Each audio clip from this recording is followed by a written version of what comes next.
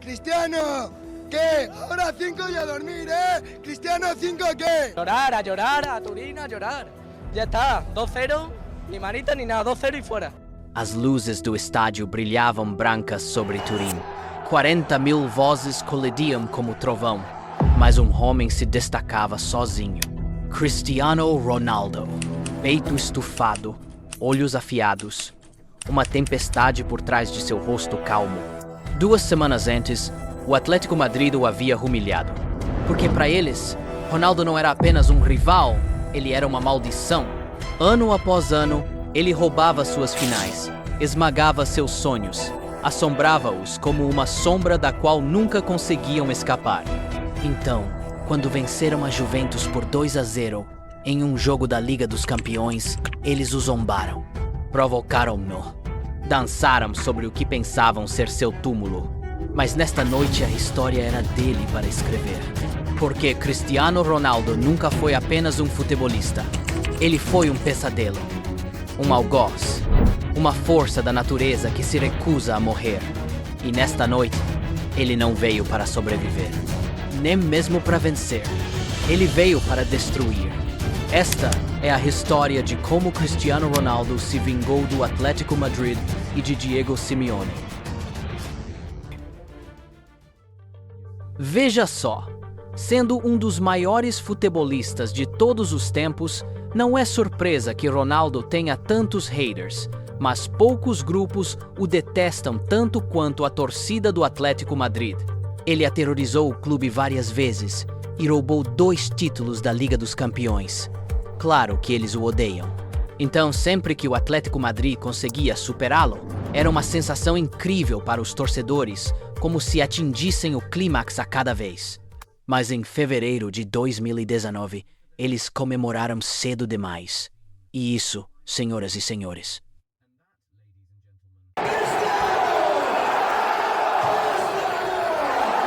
produziu uma das maiores histórias de vingança da história do futebol. Veja, Cristiano é uma força da natureza, mas no Real Madrid estava em outro nível. Tinha grandes companheiros, ótimos treinadores, um bom sistema e uma torcida incrível. 3. E uma gestão inteligente. Então, não era surpresa que ele frequentemente estivesse no topo do mundo vestindo o branco do Madrid. Mas quando saiu por conta própria em 2018, todos os seus haters pensaram que agora ele estava vulnerável sem a proteção de um dos maiores clubes do mundo. Acreditavam que era o momento ideal para finalmente se vingar de todos os anos em que ele os fez sofrer. E, como o destino do futebol quis, na primeira fase de mata-mata da Liga dos Campeões após deixar o Real Madrid, ele foi sorteado contra um de seus maiores inimigos do passado, o Atlético Madrid.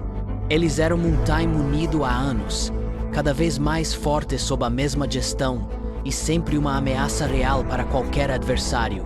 Claro, o objetivo deles era ir o mais longe possível na Liga dos Campeões, mas derrotar Cristiano Ronaldo seria a cereja do bolo, a motivação extra que precisavam. E começaram a jornada da melhor forma possível. O primeiro jogo foi em Madrid e muito disputado. Foi uma batalha entre 2 equipes mestres na defesa. A Juventus se posicionou em uma formação 4-3-3, com Dybala às vezes recuando para o meio-campo. Enquanto isso, o Atlético se organizou em um 4-4-2. Então, entre as 2 equipes, havia pouco espaço no centro do campo. Cristiano Ronaldo estava em chamas naquele dia, completando 7 dribles, criando 2 chances e vencendo 11 duelos, mas não conseguiu marcar apesar de suas 7 tentativas. No final, foi o Atlético que encontrou um caminho, marcando 2 gols em jogadas de bola parada em um intervalo de 5 minutos e levando uma vantagem significativa para o segundo jogo. Naquela noite em Madrid, o Atlético comemorou como se tudo já estivesse decidido. Mas, no meio da festa, alguém foi longe demais. Veja só, o VAR não havia sido exatamente favorável ao Atlético Madrid nesse jogo. O árbitro marcou um pênalti para eles no primeiro tempo após Diego Costa cair na área, mas o VAR indicou que o contato ocorreu fora da área e fez o árbitro mudar a decisão para uma falta. Então, no 70º minuto, Morata colocou a bola no fundo da rede, mas o VAR chamou o árbitro para o monitor à beira do campo, e ele acabou invalidando o gol por um empurrão quase insignificante em Chiellini. Então, quando Giménez marcou no 78º minuto, e o gol foi validado, Diego Simeone foi tomado pela emoção. No calor do momento, ele exagerou na empolgação e fez uma comemoração obscena, como se dissesse que os árbitros, a Juventus, Cristiano Ronaldo e todos podiam ir para o inferno. Agora ele era o rei. Alguém certamente não esqueceu disso. Para piorar, os torcedores do Atlético decidiram provocar especificamente Cristiano Ronaldo após o jogo. Eles estavam tão felizes por finalmente tê-lo superado que acharam inteligente provocar. Ele respondeu dizendo que tinha conquistado 5 títulos da Liga dos Campeões enquanto eles não tinham nenhum. Mas isso não era o estilo de Ronaldo. Ele preferia responder aos haters em campo, então começou a se preparar para isso. Na coletiva antes do jogo, ele assegurou aos torcedores que a virada era possível. Is there something you'd like to say to our fans before the game? Well, what I have to say, what I want to say, it's Tuesday night. Let's thinking positive. Let's believe it's possible, but need your help. Make the stadium good, beautiful. Be everything together, everyone together, and we need your help. Ele pediu que acreditassem e fizessem sua parte, tornando o estádio bonito e vibrante. Mas o Atlético Madrid não se abalou. Quando viajaram para Turim com sua vantagem de 2 gols, estavam certos de que o jogo seria tranquilo. E quem pode culpá-los? Entrando nesse jogo, o Atlético não havia sofrido um único gol nos 5 jogos anteriores em todas as competições. Também mantiveram 4 jogos sem sofrer gols em seus últimos 7 na Liga dos Campeões da UEFA. Além disso, a Juventus nunca havia revertido uma desvantagem de 2 gols no primeiro jogo na história da competição. Então dava para entender de onde vinha a confiança deles. Não havia como jogarem fora essa vantagem e serem eliminados pela Juventus de todos os times. De jeito nenhum. Mas um certo português tinha outros planos naquela noite. Desta vez, Allegri decidiu mudar a configuração da Juventus, optando por uma formação 3-4-1-2 em vez do habitual 4-3-3. Diego Simeone, por outro lado, vendo que o 4-4-2 havia funcionado no primeiro jogo, decidiu mantê-lo. O jogo começou com a Juventus no ataque e eles até conseguiram colocar a bola no fundo da rede no 4º minuto, mas o gol de Chiellini foi anulado porque Ronaldo foi considerado em falta sobre Jan Oblak. Um gol precoce teria sido a maneira perfeita de iniciar a virada para a Juventus, mas não foi. À medida que o jogo avançava, o Atlético se sentia mais confortável em sua formação. A velha senhora continuava batendo à porta, enquanto os colchoneiros mantinham forma e compactação. Mas no 24º minuto, o Atlético Madrid decidiu quebrar o padrão e montar um ataque. Após uma sequência de passes no meio-campo, a bola foi aberta para Griezmann, que então enviou um cruzamento para a área. Morata subiu alto e conectou com ele, forçando uma defesa de Szczesny. Mas, no final, a bandeira subiu por impedimento. Alguns minutos depois, a Juventus voltou ao ataque. No 27º minuto, Morata errou um passe de cabeça no meio-campo que caiu para Emre Can. Ele rapidamente passou a bola para Federico Bernardeschi, que levou a bola pelo lado esquerdo do ataque e então enviou um cruzamento brilhante para a área do Atlético. Adivinha quem estava lá? Claro que era Cristiano Ronaldo. Ele surgiu por trás de Juanfran, com um salto enorme e uma flexibilidade impressionante. Ronaldo!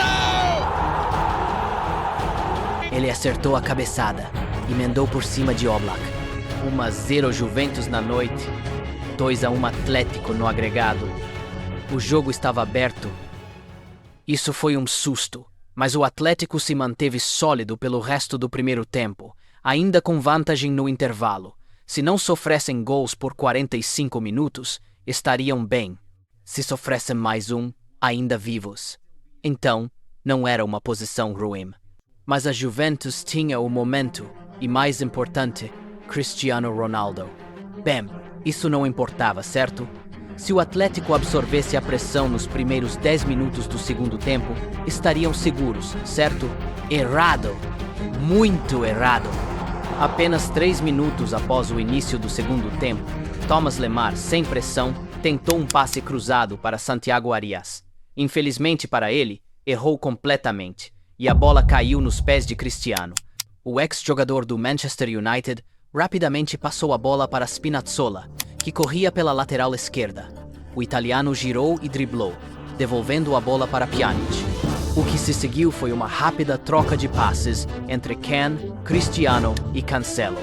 João Cancelo então enviou um cruzamento para a área do Atlético Madrid, e Cristiano Ronaldo mais uma vez subiu mais alto e cabeceou em direção ao gol. Mas Jan Oblak, totalmente esticado, fez uma grande defesa, ou pelo menos foi o que pensamos. Em tempo real, todos nós perdemos isso. Parecia que o goleiro esloveno havia espalmado a bola para fora e feito uma defesa incrível, mas não era mais a Copa do Mundo de 2010, quando Frank Lampard colocou a bola além da linha e o gol não foi concedido. Agora tínhamos a tecnologia de linha de gol, então o árbitro recebeu uma notificação quase instantaneamente. A bola havia cruzado completamente a linha, então ele marcou o gol. Para ser justo com Oblak, ele fez um ótimo trabalho. Mas o cabeceio de Ronaldo foi tão bom que o goleiro simplesmente não conseguiu segurar lá. Então, estávamos assim, 2-2 no jogo e 4-4 no agregado. Cristiano Ronaldo acabara de eliminar a vantagem do Atlético Madrid e ainda tínhamos mais de 40 minutos de futebol. O homem estava animado, motivado e orgulhoso do que havia conquistado até então, mas o trabalho ainda não estava concluído. Ele manteve a compostura e se concentrou em completar a missão. Agora que estavam de volta ao ponto inicial, o jogo ficou equilibrado novamente. Ambas as equipes queriam vencer, mas nenhuma queria perder. Enquanto buscavam criar algo no ataque, também eram cautelosas na defesa.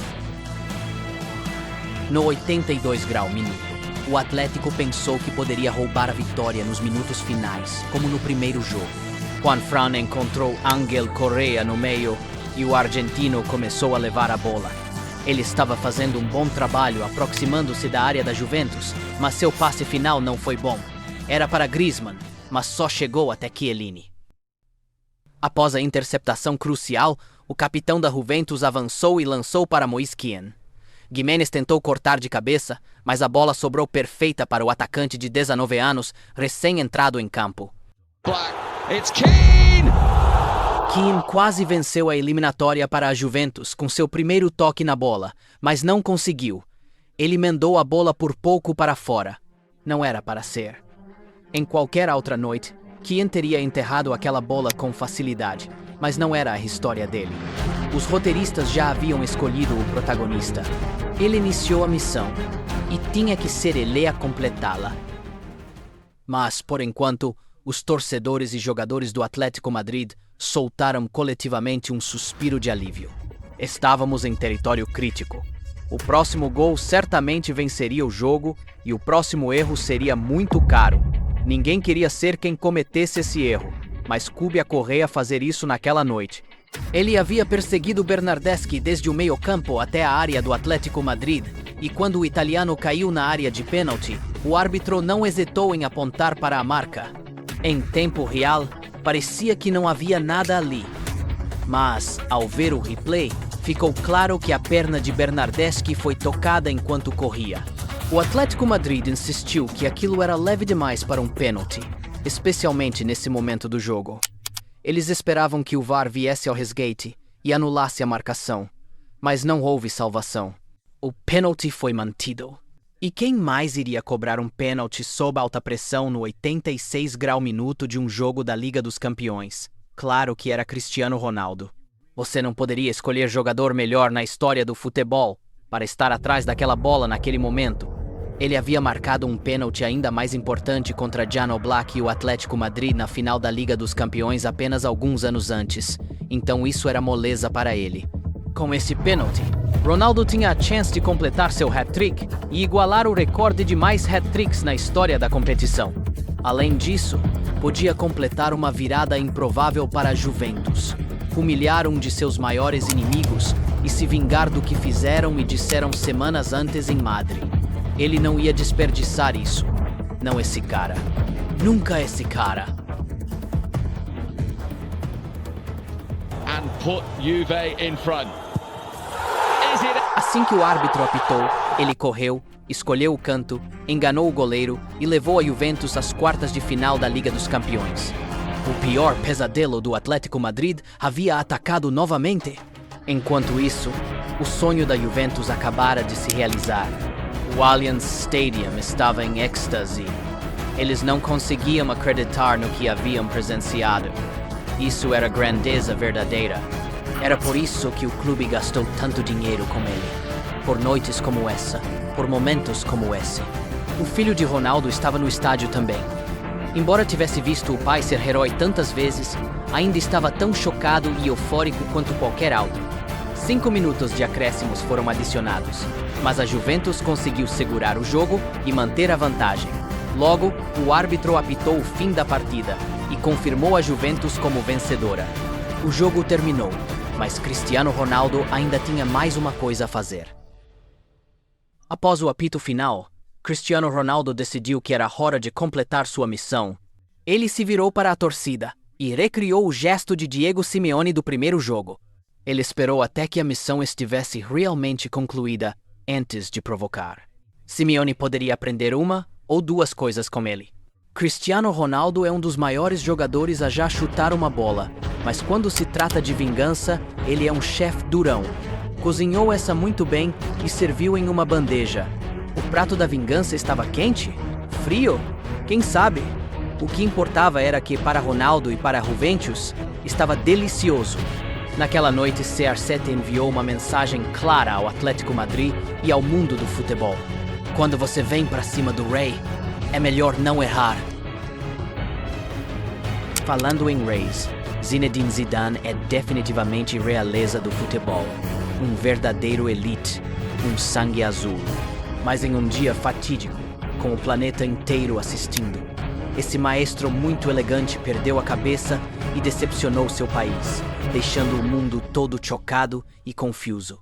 Se você quer saber a história do que ele fez e por que fez isso, clique aqui e eu te conto tudo.